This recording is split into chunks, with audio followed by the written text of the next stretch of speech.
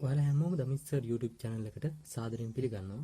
තාම ඔයාලා මගේ channel එක subscribe කරලා නැත්නම් දැන්ම subscribe කරන්න. ඒ වගේම ඊට ඉස්සරහින් තියෙන bell icon එකත් click කරන්න. එතකොට මම වීඩියෝ එකක් දැම්ම ගමන්ම ඔයාලට notification එකක් ආවම ඔයාලට ඒ වෙලාවෙම මගේ වීඩියෝ එක බලා ගන්න පුළුවන්.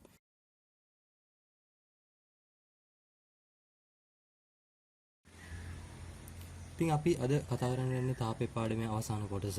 ඒ කියන්නේ සම්ප්‍රයුක්ත වාෂ්ප කොටසට. වාෂ්ප සහ ආර්ද්‍රතාවමිතිය. ඒතකොට මේකෙදි මුලින්ම දැනගන්න ඕනේ වාෂ්පීකරණය කියන්නේ මොකද්ද? වාෂ්පීභවනය කියන්නේ මොකද්ද කියලා. වාෂ්පීකරණය කියලා කියන්නේ નિયમિત උෂ්ණත්වයේදී ද්‍රවයක් නැටීමෙන් වාෂ්ප ඇති වෙන එක. ඒ කියන්නේ තාපාංකයේදී ද්‍රවය නැටලා වාෂ්ප ඇති වෙන කියනවා වාෂ්පීකරණය කියලා. වාෂ්පීභවනය කියන්නේ තාපාංකයට පැමිණීමට පෙර ඕනෑම උෂ්ණත්වයකදී ද්‍රවයක සිදුවන වාෂ්ප වීමට.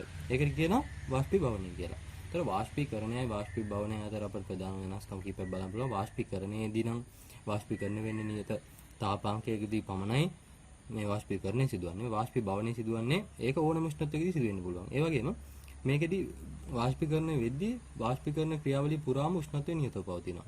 වාෂ්පීභවනයේදී ඒ ක්‍රියාවලිය පුරාම උෂ්ණත්වය නියත පවතින්නේ නැහැ. ඒක මේ වාෂ්පීකරණය වෙද්දී ඒ පෘෂ්ඨයේ සිසිල් වීමක් සිදු වෙනවා. එතකොට ඒ වගේම මේක වාෂ්පීකරණය කියන එක පෙනෙන ක්‍රියාවලියක්, දෘශ්‍ය ක්‍රියාවලියක්. හැබැයි වාෂ්පීභවනය කියන එක මතු පිට පෘෂ්ඨයේ පමණක් සිදුවෙන අදෘශ්‍ය ක්‍රියාවලියක්. ඒ කියන්නේ පේන්නේ නැති ක්‍රියාවලියක්. ඔය වගේ ප්‍රධාන වෙනස්කම් දෙක තුනක් අපිට මතක තියාගත්තම හොඳයි. එතකොට මම මේකෙදි ඉස්සෙල්ලාම කියලා දෙන්න යනවා සම්ප්‍රයුක්ත වාෂ්ප පිළිබඳව. එතකොට සම්ප්‍රයුක්ත වාෂ්පයක් කියලා කියන්නේ වාෂ්පය මොකක් හරි එයාගේ ද්‍රවයත් එක්ක ගතික සමතුලිතතාවයේ තියෙද්දි එතකොට ඇති වෙන පීඩනය එතකොට ඇති වෙන වාෂ්පයට කියන අපි සම්ප්‍රයුක්ත වාෂ්පයක් කියලා. ඒ කියන්නේ අපි ද්‍රව භාජනයක් මෙහෙම භාජනයක දාලා ද්‍රවයේ තියලා එයාව සංයුත කරොත් මේ ද්‍රවය ඉහළට වාෂ්ප වෙනවා. ඒ වාෂ්පයට කොහෙටවත් යන්න තැනක් නැහැ. සංයුත කරලා තියෙන්නේ. එතකොට මේකෙදි ද්‍රවය ඇති වෙනවා මුලින්ම ද්‍රවය වාෂ්පේ බවට පත් වෙනවා. ද්‍රවය ලික්විඩ් එක නා ගෑස් බවට පත් වෙනවා. හැබැයි ගෑස් මේ සාන්ද්‍රණය මෙහි වැඩි වෙද්දි ගෑස් ආයි ලික්විඩ් බවට පත් වෙනවා. එතකොට මෙහෙට යන ප්‍රතික්‍රියාවකුයි ගෑස් වලින් ලික්විඩ් ගෑස් වෙන එකයි ගෑස් ලික්විඩ් වෙන එකයි දෙකක් අපිට කතා වෙනවා. එතකොට ওই දෙක සමාන වුණාට පස්සේ ලික්විඩ් ගෑස් වෙන එකයි ගෑස් ලික්විඩ් වෙන එකයි සමාන වුණාට පස්සේ අපි කියනවා ගතික සමතුලිතයක් ඇති වුණා කියලා. එතකොට මේ පවතින වාෂ්ප කලාපයේ පවතින වාෂ්පයට කියනවා සම්ප්‍රයුක්ත වාෂ්ප පීඩනය. එතකොට මේ සම්ප්‍රයුක්ත වුණාට පස්සේ මේ වාෂ්ප කලාපයේ තියෙන්නේ මේ කලාපයට දරන්න පුළුවන් උපරිම වාෂ්ප ප්‍රමාණය. සම්ප්‍රයුක්ත වුණාම මේ කලාපයට දරන්න පුළුවන් උපරිම වාෂ්ප ප්‍රමාණය ලැබෙනවා. එතකොට සම්ප්‍රයුක්ත වාෂ්ප මගින් ඇති කරන පීඩනය සම්ප්‍රයුක්ත වාෂ්ප පීඩනය කියලා අපි කියනවා ඒකට. එතකොට යම් වාෂ්පයක් මගින් සම්ප්‍රයුක්ත වාෂ්ප පීඩනය රඳා පවතින්නේ එහි නිරපේක්ෂ උෂ්ණත්වය මත පමණයි. ඒකත් විශේෂ කරුණක්. මොකක් හරි වාෂ්පයක් ගත්තොත් සම්ප්‍රයුක්ත වාෂ්ප පීඩනය රඳා පවතින්නේ ඒකේ නිරපේක්ෂ උෂ්ණත්වය මත පමණයි. ඒ වගේම සම්ප්‍රයුක්ත වාෂ්ප කවදාවත් වායු නියමයෙන් පිළිපදින්නේ නැහැ. බෝයිල් නියමයෙන් පිළිපදින්නේ නැහැ. ශාස්ත්‍ර නියමයෙන් මුකුත් පිළිපදින්නේ නැහැ. ඒකට අපි උෂ්ණත්වයත් එක්ක සම්ප්‍රයුක්ත වාෂ්ප පීඩනය විචලනය ගත්තොත් මෙන්න මේ වගේ වක්‍රාකාර හැඩයක් තමයි දකින්න අපිට හම්බ වෙන්නේ. ඊට පස්සේ මම කතා කරන අසම්ප්‍රයුක්ත වාෂ්ප.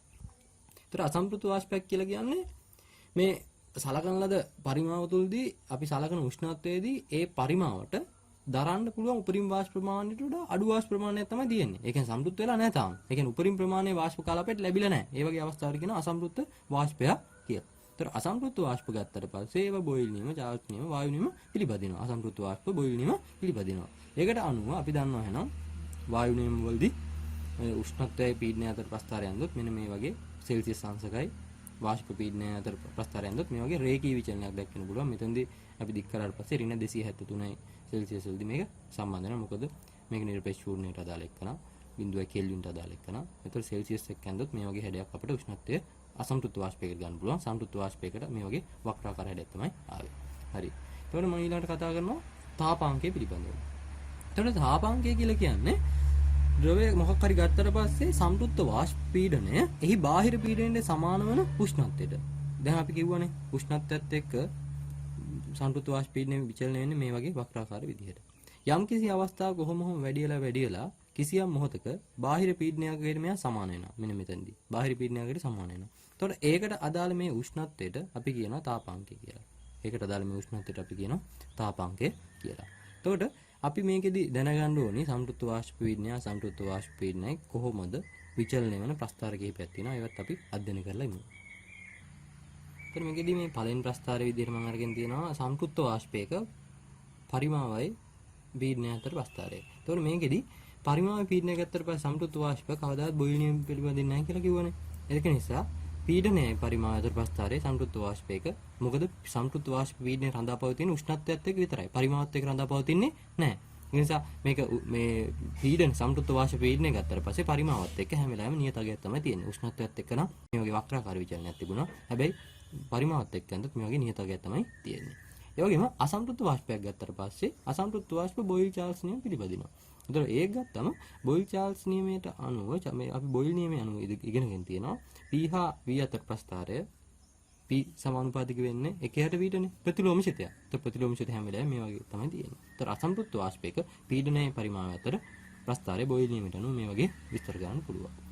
ඊට පස්සේ මම අරගෙන තියෙනවා සම්ප්‍රයුක්ත වාෂ්පය අසම්ප්‍රයුක්ත වාෂ්පය දෙකම තියෙද්දි කොහොමද ප්‍රස්ථාරය හඳින්නේ කියලා. ඒකට පොඩි කරුණක් දැනගන්න ඕනි.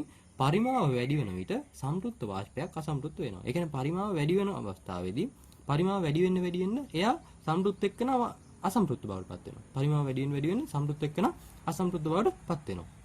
එතකොට මෙතනදී තියෙන්නේ පරිමාක්ෂයේ මුල මෙතන පරිමාව බිඳුවයි එන්න මෙහෙට යනකොට පරිමාව වැඩි වෙනවා. එතකොට මේ පැත්තට යන්න පරිමාව වැඩි වෙනකොට අසම්ප්‍රයුක්ත වෙනවා. එතකොට මේ පැත්තට යනකොට ප්‍රස්ථාරයේ හැඩය අසම්ප්‍රයුක්ත හැඩයක් වෙන්න ඕනේ. මුලදී සම්ප්‍රයුක්ත හැඩයට තියෙන්න ඕනේ. එතකොට සම්ප්‍රයුක්ත එකක් නම් මේ වගේ නියත වෙලා අවසානට අසම්ප්‍රයුක්ත හැඩයක් තියෙනවා.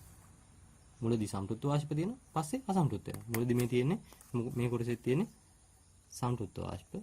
මෙතන තියෙන්නේ අසම්ප්‍රයුක්ත වාෂ්ප. මොකද පරිමාව වැඩි වෙන්න සම්ප්‍රයුක්තය අසම්ප්‍රයුක්ත බවටපත් වෙනවා. ඕක තමයි එතෙන්දී කතා කරන්න තියෙන්නේ අපිට. ඊට පස්සේ මම කතා කරනවා ඒ වගේම පරිමාක්ෂය විදිහට ගන්න 1යට v.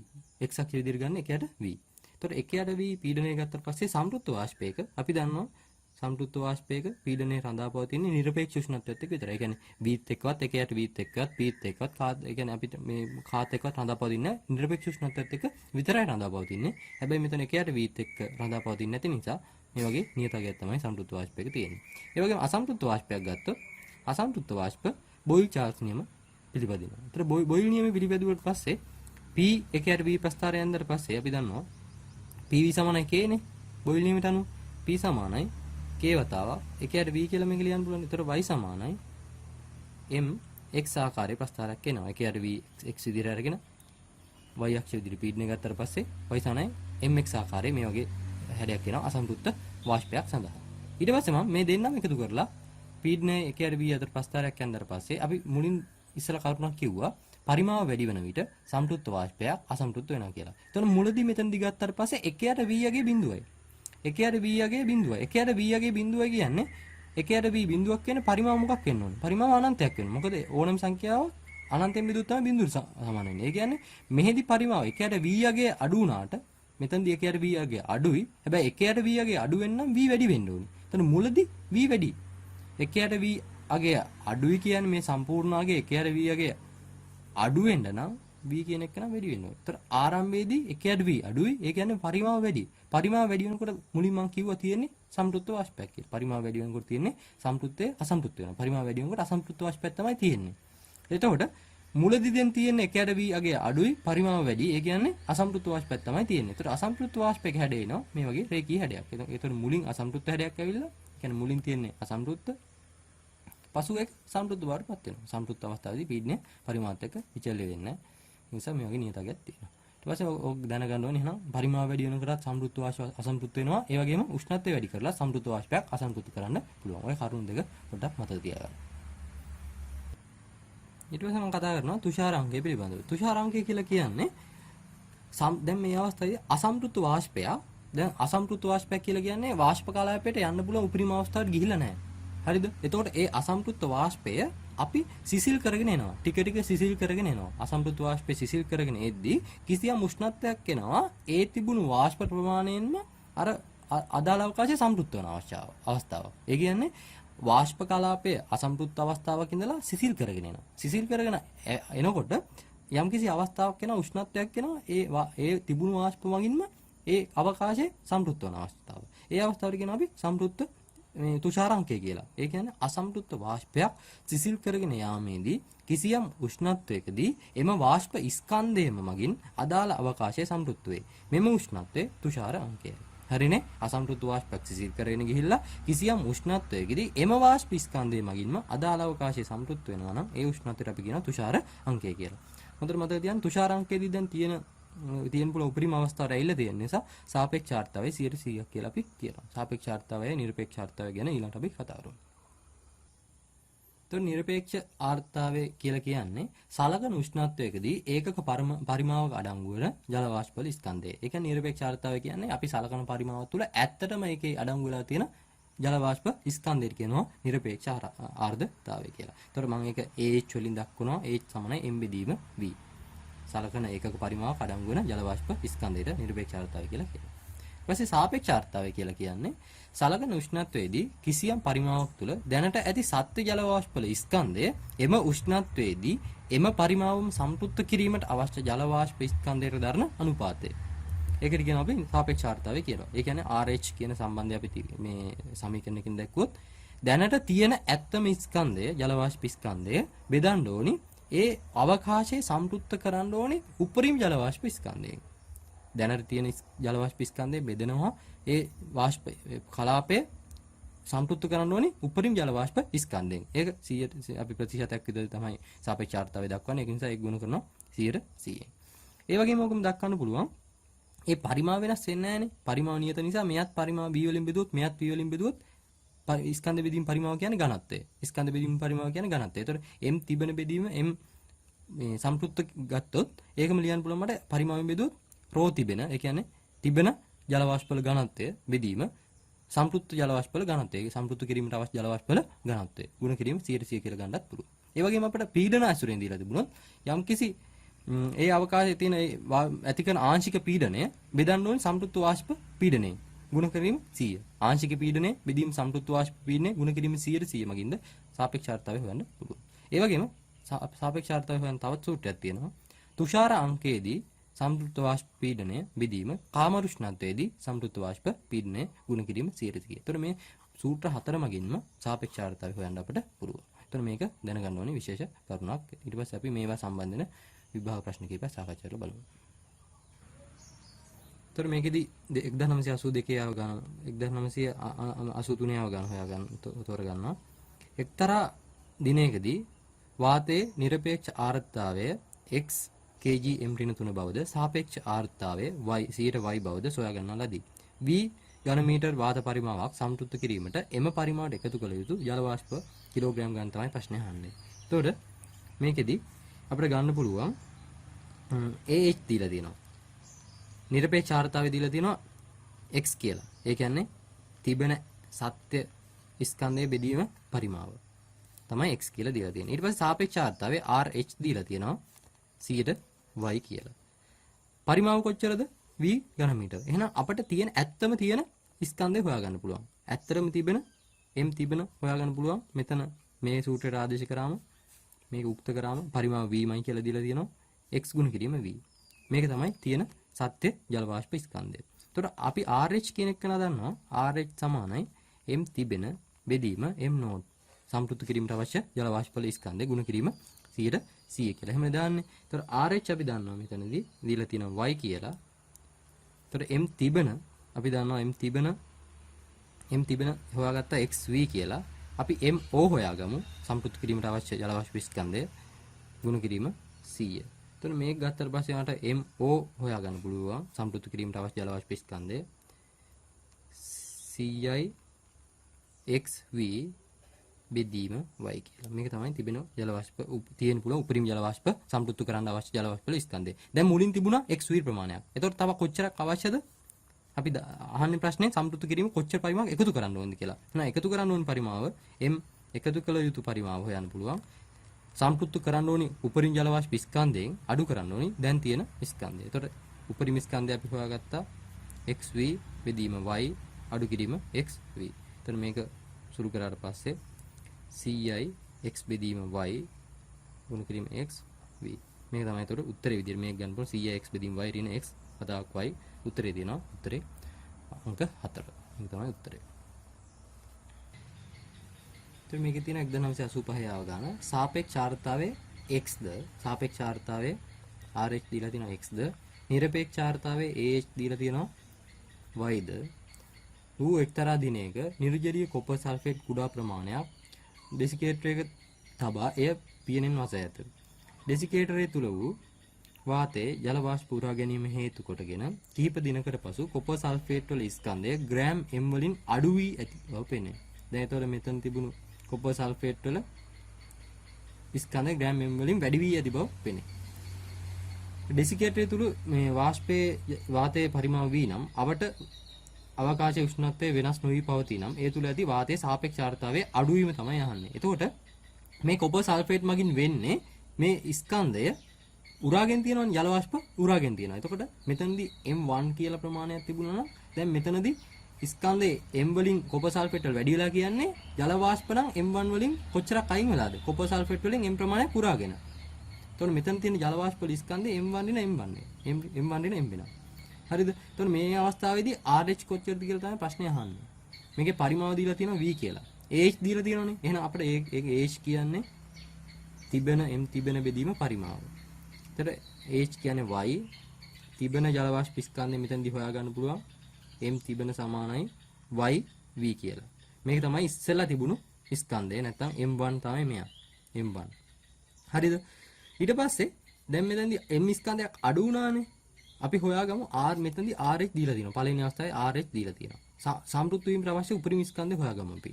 එතකොට M තිබෙන බෙදීම M නෝඩ් ගුණ කිරීම 100%. සාපේක්ෂ ආර්ද්‍රතාවය x කියලා දීලා තියෙනවා. M තිබෙන අපි හොයාගත්තා yv බෙදීම M උපරිම තමයි දැන් අපි හොයන්න යන්නේ. M නෝඩ් ගුණ කිරීම 100. එතකොට M නෝඩ් අපිට හොයන්න පුළුවන් 100යි yv බෙදීම x. මේක තමයි සම්පූර්ණ කරන්න ඕනේ උපරිම ජල වාෂ්ප ස්කන්ධය. මේ උෂ්ණත්වයේදී සම්පූර්ණ වෙන්න ඕනේ. මේ පරිමාව සම්පූර්ණ කරන්න ඕනේ. මේ උපරිම ස්කන්ධය තමයි මේක. එතකොට මම හොයන්න යන්නේ මෙන්න මේ අවස්ථාවේදී RH. දෙවෙනි අවස්ථාවේදී RH. මේ අවස්ථාවේ RH ගත්තට පස්සේ ස්කන්ධය නම් M1 ඍණ M. M1 ඍණ M. එතකොට ඒකෙදි උපරිම ජල වාෂ්ප ස්කන්ධය මෙතෙන්දී උෂ්ණත්වය වෙනස් කරලා නැහැනේ. ගැටලුවේදී උෂ්ණත්වය වෙනස් කරලත් නැහැ. අපිට පරිමාව ඒ කියන්නේ ඒ තත්ත්වයට දෙන්න තමයි තියාගෙන තියෙන්නේ. එතකොට M නෝට් එකත් වෙනස් වෙන්නේ නැහැ. එහෙනම් මම මේ අවස්ථාවේදී RH හොයනවා. RH සමානයි M තිබෙන බෙදීම M උපරිම දාලා. එතකොට M තිබෙන අපි ලියන්න පුළුවන් M1 ඍණ M. බෙදීම M නෝඩ් ගුණ කිරීම 100. එතකොට මේකට ආදේශ කරාම M1 ට මට දාන්න පුළුවන් M1 අපි ඉස්සලා හොයාගත්තා YV කියලා.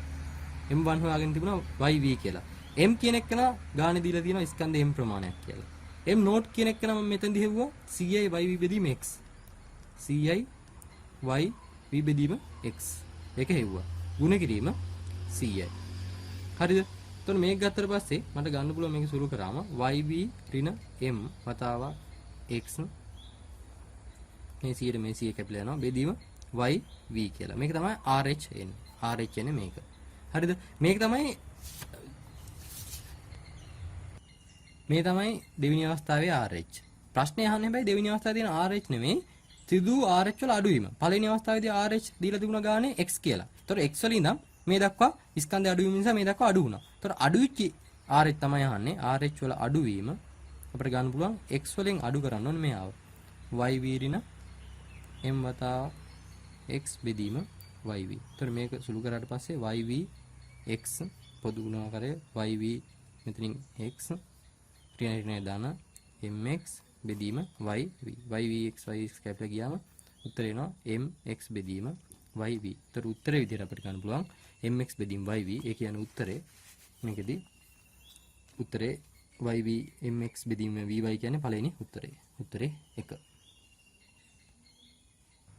ඊට පස්සේ මම තෝරා ගන්නවා 1986 ආව ගාන තුෂාරාංකය 22 සෙල්සියස් වූ දිනයක සංයුත කාමරයේ උෂ්ණත්වය 30 සෙල්සියස් දිග 22 දක්වා එහි සාපේක්ෂ ආර්ද්‍රතාවය 62.5 සිට 40 දක්වා ජල වාෂ්ප එක්තරා ප්‍රමාණයක් කාමරෙන් ඉවත් කරන වායු සමීකරණ යන්ත්‍රයක ආධාරයෙන් අඩු කරන ලදී. ඉන්පසු වායු සමීකරණ යන්ත්‍රය ක්‍රියා විරහිත කර කාමරය තුළට ජල වාෂ්ප ඇතුළු වීමට ඉඩ නොහැර කාමරයේ උෂ්ණත්වය මුල් අගයේ දක්වා වැඩි වීමට ඉඩ හරින ලදී. දැන් කාමරය තුළ සාපේක්ෂ ආර්ද්‍රතාවය වන්නේ කුමක්ද කියලා අහනවා. ඒතර අපිට දන්නවා 22 සෙල්සියස් වලදී තියෙන්න ඕනේ තුෂාරාංකයේදී තියෙන්න ඕනේ RH කොච්චරද 100ක් තියෙන්න ඕනේ කියලා අපි දන්නවා. හැබැයි අපි මේකේ දීලා තියෙනවා RH සමානයි 62.5 සෙල්සියස් 30 දී. හරිද? සෙල්සියස් 30 දී 62.5යි. RH සමානයි M තිබෙන බෙදීම M නෝඩ් ගුණ කිරීම 100%.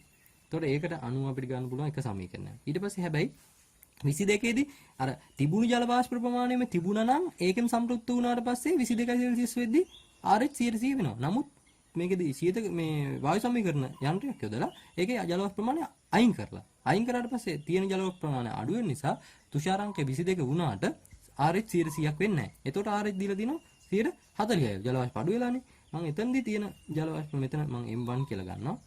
මෙතන 22 තියෙන ජල වාෂ්ප ස්කන්ධය M2 කියලා ගන්නවා. M2 බෙදීම M නෝට් වල මෙතන 1 කියලා ගන්නවා. මේ M නෝට් වල 2 කියලා ගන්නවා. ගුණ කිරීම 100%. ඕක දෙවෙනි සමීකරණය. ඊට පස්සේ මට තව සමීකරණයක් ගන්න පුළුවන්. මෙතනදී අහලා තියෙනවා RH කාමරේ සාපේක්ෂ ආර්ද්‍රතාවය අහලා තියෙන්නේ 30යි සෙල්සියස් වලට උෂ්ණත්වය ආයි වැඩි වීමට සලස්වලා ඒ අවස්ථාවේදී තමයි මේ RH අහලා තියෙන්නේ. එතකොට ජල වාෂ්ප කාමරයට දැන් මේ මන් ලිව්වේ මොකද්ද? මේ ලිව්වේ සෙල්සියස් 30දී. මේ ලිව්වේ 22යි සෙල්සියස් වලදී. ඊට පස්සේ මම ආයි සෙල්සියස් 30ට නංගනවා. හැබැයි ජල වාෂ්ප ඇතුළු වීමට ඉඩ හරින්නේ නැහැ. ඒකට 22කට අඩු කරලා එතන ඉඳන් ආයි ජල වාෂ්ප ඇතුළු වෙන්න හරින්නේ නැහැ කියන්නේ 30යි සෙල්සියස් වලදීත් ආයි ඇත්තටම තියෙන M2ම තමයි. ඇයි ජල වාෂ්ප ඇතුළු වුණෙත් නැහැ පිට වුණෙත් නැහැ M2ම තමයි. හැබැයි M නෝට් 2 කියන්නේ මේක රඳාපවතින උෂ්ණත්වයත් එක්ක. දැන් මම මේක සම්ප්‍රයුක්ත කරන්න යන්නේ සෙල්සියස් 30දී. සෙල්සියස් 30දී සම්ප්‍රයුක්ත වෙන්න ඕනියගේ M nought 1. M nought 1. Celsius 30දී ඒක උපරිම ජල වාෂ්ප ප්‍රමාණය M නෝට් 1. ඒතර මේ මම සෙල්සියස් 30දී මේක දාන්න නිසා මෙතන M නෝට් 1 ගුණ කිරීම 100%. මේ සමීකරණ සම්බන්ධ තුන අපිට ගන්න පුළුවන්. එතකොට මේකෙදී සෙල්සියස් 30දී තිබුණා M1 ප්‍රමාණය. එතකොට තුෂාරාංකයට එළඹෙනවා කියන්නේ 22දී. එතකොට M1 කියන ජල ස්කන්ධයේ මගින්ම සෙල්සියස් 22දී තුෂාරාංකයට එළඹෙනවා කියන්නේ M1 කියන ස්කන්ධයේ මගින්ම සෙල්සියස් 22දී එයාට දාන්න පුළුවන් උපරිම ප්‍රමාණයට සෙල්සියස් 22දී ළඟා වෙනවා කියන එක. ඒ කියන්නේ M1 ස්කන්ධය සමාන වෙනවා සෙල්සියස් 22දී පවතින උපරිම ජල වාෂ්ප ස්කන්ධයට. මොකද තුෂාරාංකය කියන්නේ කිසියම් අසම්ප්‍රයුක්ත වාෂ්පයක් සිසිල් කරගෙන ඇවිල්ලා එම ජල වාෂ්ප ස්කන්ධයේ මගින්ම ඒ අවකාශය සම්ප්‍රයුක්ත කරන එකට. ඒක නිසා M1 කියන එක අපට සමාන කරන්න පුළුවන් සෙල්සියස් 22දී තියෙන උපරිම ජල වාෂ්ප ස්කන්ධයට. ඒකත් සුළු කිරීමේදී අපට වැදගත් වෙනවා. ඒ නිසා මම පැත්තක ලියා ගන්නවා M1 සමානයි M උපරිම 2 කියලා. එතකොට මේකේ පළවෙනි සමීකරණය අපිට ගන්න පුළුවන් M1 බෙදීම M නෝට් 1 මම උක්ත කරගත්තොත් M1 බෙදීම M නෝට් 1 උක්ත කරොත් අපිට එනවා 62.5 බෙදීම 100 කියලා. මේක මම 4 කියලා ගන්නවා. ඊට පස්සේ මට මේ සමීකරණ දෙක ඇසුරෙනුත් මෙයාව අපිට උක්ත කරගන්න පුළුවන්. තුන්වෙනි සමීකරණය දෙකෙන් බෙදුවොත් තුන්වෙනි සමීකරණයේ බෙදීම දෙක ගත්තොත් අපිට මේ පැත්තේ එනවා RH බෙදීම 40. මේ පැත්තේ එනවා M2 බෙදීම M නෝට් 1 බෙදීම දෙයට මාර්ග ගුණ කිරීම වෙනවා. එතකොට මෙතන එනවා M1 බෙදීම M2. මෙතන M2 කියන්නේ M1 නේ. M1 බෙදීම M2. එතකොට මේ 100 කැපිලා M2 ට M2 කැපිලා ගියා. මේ පැත්තේ එනවා M1 බෙදීම M නෝට් 1 සමානයි RH බෙදීම 40.